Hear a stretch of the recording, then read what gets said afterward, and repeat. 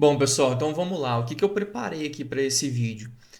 Para tentar explicar um pouco sobre essa questão do índice de esbeltez de pilares no TQS. Por que que eu digo isso? Porque é o seguinte, para quem está projetando aí, muitas vezes, isso daqui pode parecer um pouco confuso, né? A maneira que o software faz o cálculo desse índice de esbeltez. Por quê? Quando a gente entra num pilar, por exemplo, né, eu vou entrar no P1 aqui, e a gente vem e olha o índice de esbeltez em relação ao eixo X e ao eixo Y. Às vezes pode acontecer o seguinte, em qual eixo que ele está usando como referência para fazer esse cálculo do índice de esbeltez?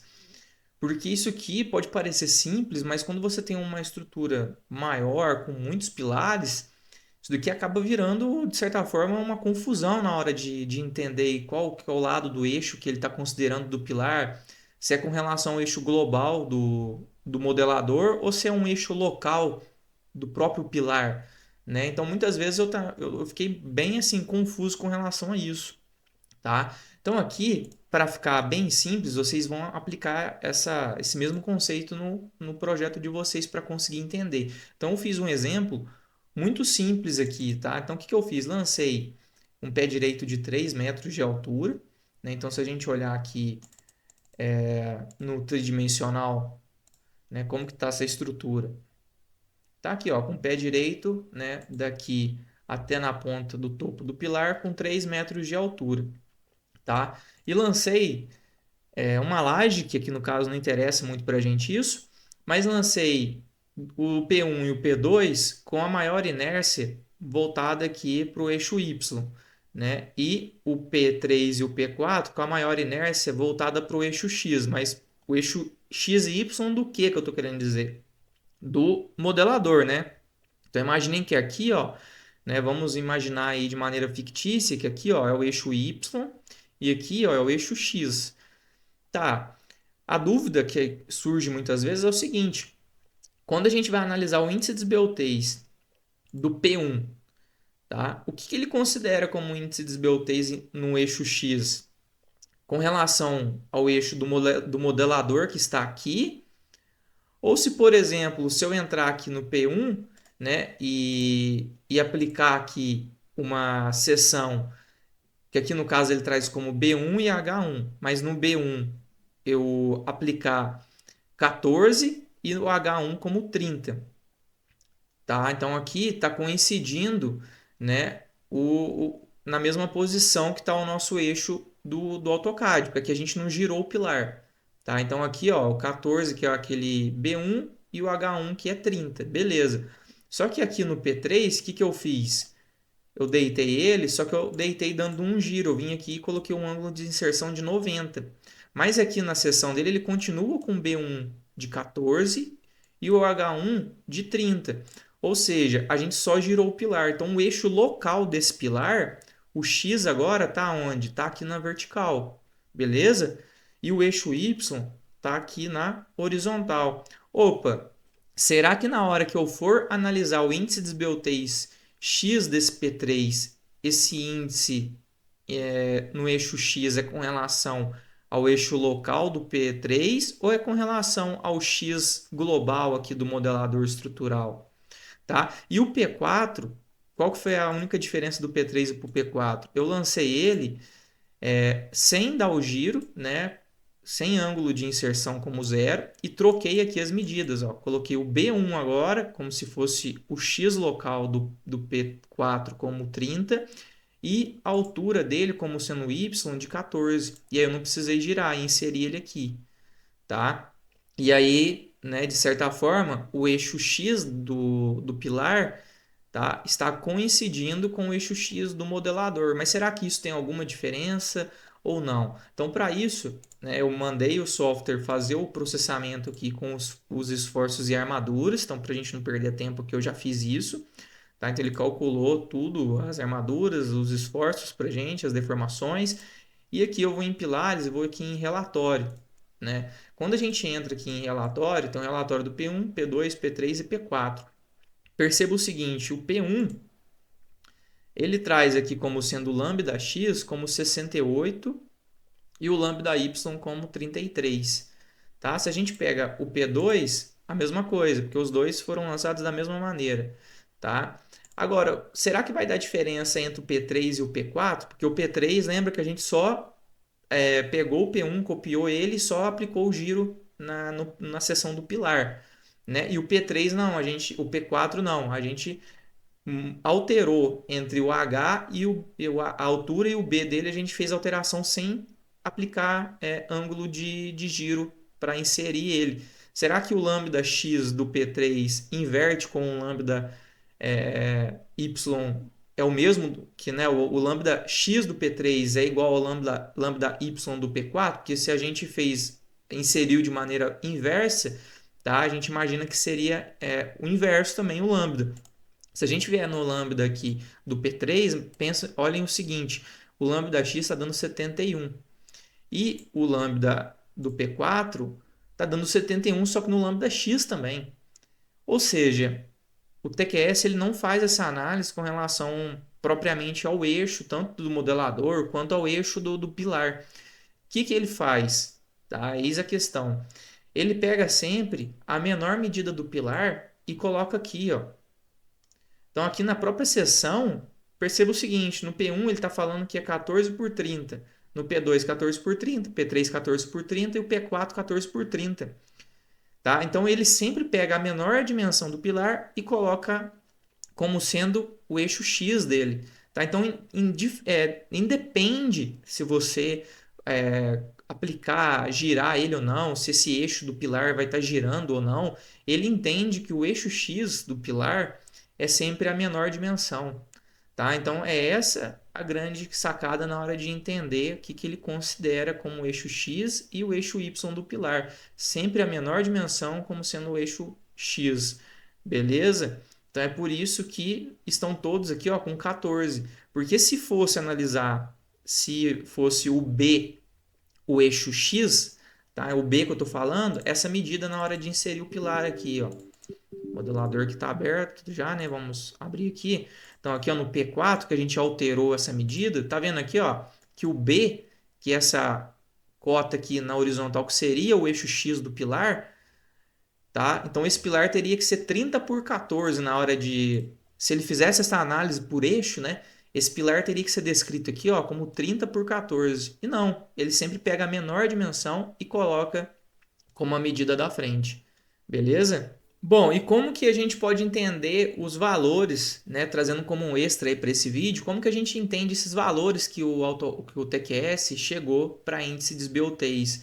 Então vamos fazer duas análises aqui, né? Vamos pegar o P2 e o P4 para entender como que ele chega nesse índice de SBOTs. Então se a gente pegar o P2 aqui, ó, ele deu um índice de SBOTs no eixo X de 68, tá?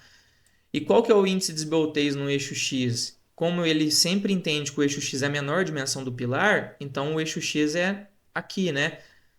Beleza? Nessa direção horizontal. E no P4, tá? O eixo X, não, o lambda X deu 71. E como a menor dimensão é nessa direção aqui, ó, então é na vertical. Tá? Como que ele chega nesses valores? Então, se a gente desenhasse aqui duas seções simples para entender, né? Então, vou fazer aqui P2, tá? Então, como que está o P2? Tá? Vamos fazer na direção do eixo X apenas, né? Para a gente entender. Então, tá mais ou menos o seguinte, ó, a gente tem aquela viga de 50 centímetros de altura e aqui o nosso pilar, né? Com a seção mais fina dele nessa direção, que é de 14 centímetros. Então, se a gente colocar umas cotas aqui, então aqui a gente tem 14. E como o nosso pé direito que eu adotei lá no começo para inserir essa estrutura, eu falei que era de 3 metros. Aqui a nossa viga tem 50 centímetros. Agora, vamos fazer o P4. Agora, olhando o P4 com relação ao eixo X do pilar, ou seja, a gente está olhando nessa posição aqui, tá? Que é a menor dimensão do pilar, o eixo X. Beleza? Então, aqui ó, a gente tem uma viga agora de 30 centímetros de altura e o nosso pilar aqui nessa direção com 14. Ficou meio fora de escala o desenho, mas acho que dá para vocês entenderem, né? Então aqui a gente tem 30 centímetros de altura da viga. Aqui a gente também tem 3 metros de pé direito. E aqui o pilar com 14. Como é que a gente chega naqueles índices de esbeltez que foi fornecido? Né? Então, se a gente olhar a fórmula do índice de esbeltez, é dada pelo quê? O lambda é igual ao comprimento, né, desse pilar dividido pelo raio de giração, onde o raio de giração é a altura dividido pela raiz de 12 para essa seção retangular, tá? Como aqui as duas, o H aqui, ó, significa que é o quê? É a espessura do pilar, né? A altura do pilar na direção que a gente está analisando. Então, em ambos os casos, no P2 e no P4, o H vai ser igual a 14, que é na direção que a gente está analisando. Então, com isso, o raio de giração vai ser igual nos dois. Então, vai ser 14 dividido pela raiz de 12. Isso aí deve dar aproximadamente 4,04 centímetros. Tá? Bom,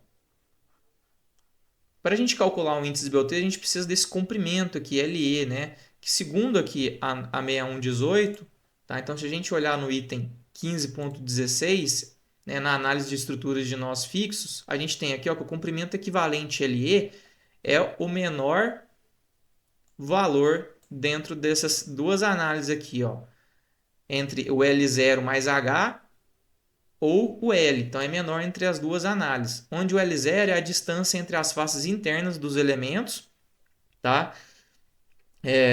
Com o que a gente considera como travamento horizontal, seja laje, por exemplo, ou viga, que é o nosso caso, né?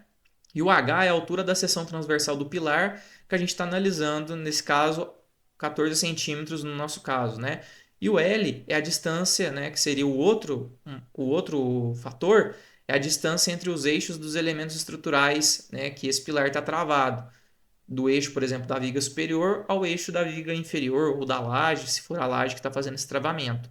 Então, para o nosso caso, para não ficar confuso aqui nem extenso a aula, né, então, para o P2, a gente pode considerar o quê? Que esse LE é menor ou igual, tá? L0 mais H, onde o L0 é da, né, como se fosse o pé direito menos a altura da viga aqui, que no nosso caso é 350 centímetros. Mais o H, onde o H é justamente essa altura do pilar na direção que a gente está analisando, que no nosso caso é 14. Então aqui a gente tem um LE de 264 centímetros. Ou ele tem que ser menor do que o L, onde o L é de centro a centro desses elementos que estão travando o nosso pilar. Aqui, como a gente não colocou elemento de fundação no pilar, só deixou ele como supostamente engastado na base, então esse L vai ser do que? Vai ser dessa distância aqui do engaste até o centro dessa viga superior, tá? Ou seja, 275 centímetros, tá? Então, aqui pegando o menor valor e jogando ali no índice de esbeltez para o P2, vai ficar como? 264 dividido pelo raio de giração, que é 4,04. Beleza? Então, isso aí vai dar aproximadamente 65,30, né? De índice de esbeltez. E aqui, para o P4, a gente tem que o LE vai ser menor ou igual entre o L0 mais H, onde o L0 é 300 centímetros menos 30, né? Ou seja, 270, mais a altura do pilar nessa direção que é 14. Então, aqui 284 centímetros. Ou o L0, que é justamente aqui do engaste, né, onde está travado esse pilar na base, até o eixo dessa viga superior, que no nosso caso dá 285. Então, pegando o menor valor, a gente tem 284. Então, o índice de esbeltez aqui para o P4 na direção do eixo X vai ser o quê? 284 dividido pelo raio de giração, que é 4,04. Vai dar aproximadamente 70,27, algo próximo disso. Tá? Se a gente pegar os valores do TQS, tá? Então se a gente entrar aqui, ó, primeiro no P2, é só vir aqui no lance 1, por exemplo, pode vir nessa combinação. Se a gente descer um pouco aqui, ó, efeitos de segunda ordem, o que ele considerou como LE de 2,75 centímetros, tá? Por quê? Porque o TQS ele pega o maior valor aqui, ó, de LE, ele não considera o menor, que seria 264. A norma permite, né? E ela fala que tem que ser o menor entre os dois valores. O TQS meio que está sendo a favor da segurança nesse quesito, tá? Então por isso que deu essa pequena diferença aqui, ó. Então se a gente pegar aqui, ó, ele considerou 275 centímetros, que foi exatamente o que deu aqui o L0 nosso, né? Só que o L, né? Então, só que o L0 mais H deu um pouco menor, então é por isso que a gente considerou o menor, porque a norma fala que a gente pode considerar o menor. A gente deve, no caso, né? Então aqui o TQS está sendo a favor da segurança. Então aqui o índice de desbeltez nosso deu 65,3, do TQS deu um pouquinho maior, deu 68, tá?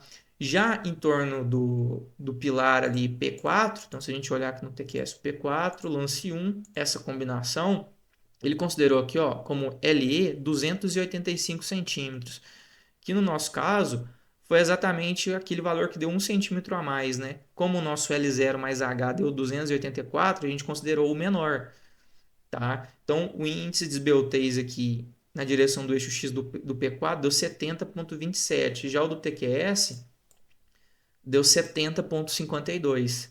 Beleza? Então percebam que é assim que ele faz essa análise, tá?